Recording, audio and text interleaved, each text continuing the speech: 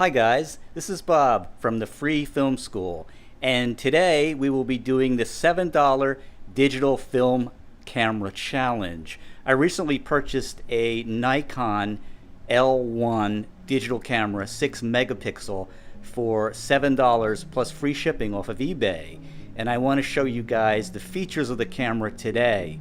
And it's really a great camera. Let me show you the features.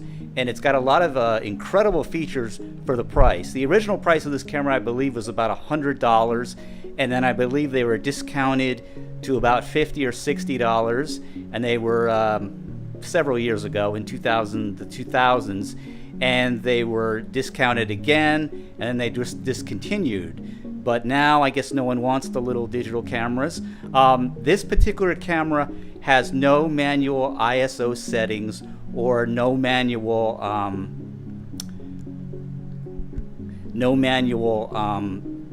shutter speeds, so you cannot adjust anything on it. But it's a very smart camera. It's got a built-in little chip of a computer, and it's got a lot of features, and it has a lot of different settings for different shooting situations. So it's a good street camera to have, it's a good pocket camera to have, and it takes SD cards, so they're readily available. So it's a great camera. So let's look at the camera.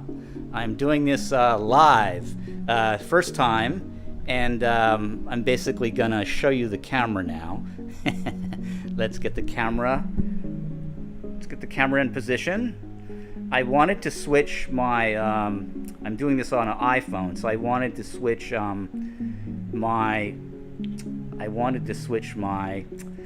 iPhone to the other higher resolution camera on the iPhone, but I could not do that because once you go live, you cannot switch. I believe you cannot switch. I don't see anything to switch. So this is the camera, the Nikon Coolpix L1. It's a 6.2 megapixel camera. It has a zoom. It has a Nikon lens, which is a very good lens. Also, these are not made in other countries other than Japan. This was made in Japan. I have another Coolpix that was made in China, and that one, I'm not saying anything about Chinese manufacturing, but that one, the lens zoom on the lens, it's stuck, and I had a problem with it unsticking, and I recently took it out of storage and tried to use it, and I saw a fix for how to unstick it on YouTube, and it worked. You basically push it in, and you turn it back and forth, the the barrel of the lens, the little lens, and that can unstick it. But back to the L1 camera, the Nikon L1. Let me show you the features. Turn on the camera. Okay, we're turning on the camera, and I will show you the features. Let's see here. Let's go to the menu. Okay. Give you the features. Okay, you've got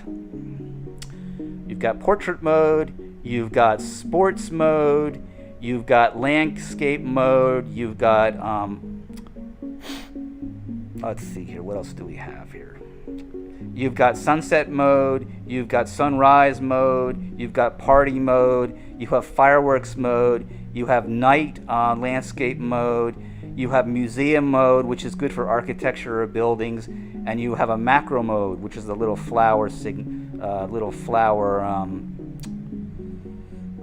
symbol there. And you have a fake panoramic mode. I'm not sure if it's completely fake or it does get to panoramic. I had that same mode on the other Coolpix I had. It also has a neat mode. It's called copy mode.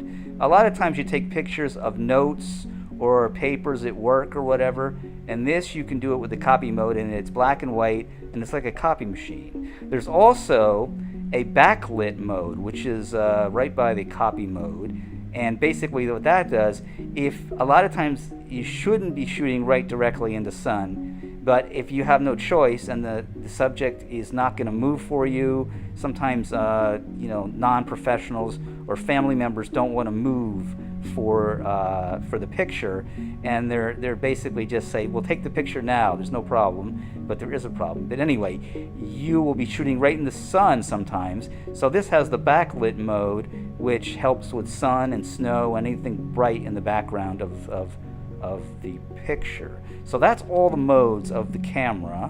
Let me swing the camera back. You've got a flash. It has a couple different flash settings, which is cool. It just doesn't have one automatic flash setting. It also has 2 sets of metering, which is actually a more expensive feature. But it has 2 sets of metering on the camera. It has the metering for the average metering for the whole scene, or you can do the spot metering for a face or a subject in the middle of the frame. So it's got a lot of features. You have video on this camera. I've seen some videos on YouTube taken with a similar camera and also this camera, and they're not bad if you process them with software. I'm not sure the sound of this camera. A lot of these little cameras have pretty bad sound. So what you could do is you could make a silent movie on this camera, and then you would do music with high fidelity sound, or you could do a voiceover with a digital soundtrack using your iPhone or digital recorder or whatever to record the sound, and just overlay the sound on top with either a iPhone app for video editing, or you could use Windows Movie Maker, you could use iMovie, or you could use Adobe Professional or Adobe Premiere, the non-professional version, or any other digital editing software should work if you want to just lay sound on top of video. So that's basically it for today, for our first live. This is our first live presentation, and I want to thank everyone for watching. If you'd like this presentation, you have questions about compact cameras, if you have questions about 35mm cameras, if you've got questions about Super 8 cameras, or older digital cameras, or even newer digital cameras, any questions, put them in the comment section on the bottom of this video after it's processed, or you can like the video if you like it, and you can make comments, and you can share the video if you got something out of it once it's recorded by YouTube, because right now it's live. But anyway, thanks again for watching, and thanks again in advance for sharing and commenting and liking, and we'll see you on our next video. And again, this is Bob from the Free Film School. Take care and have a nice weekend. Bye.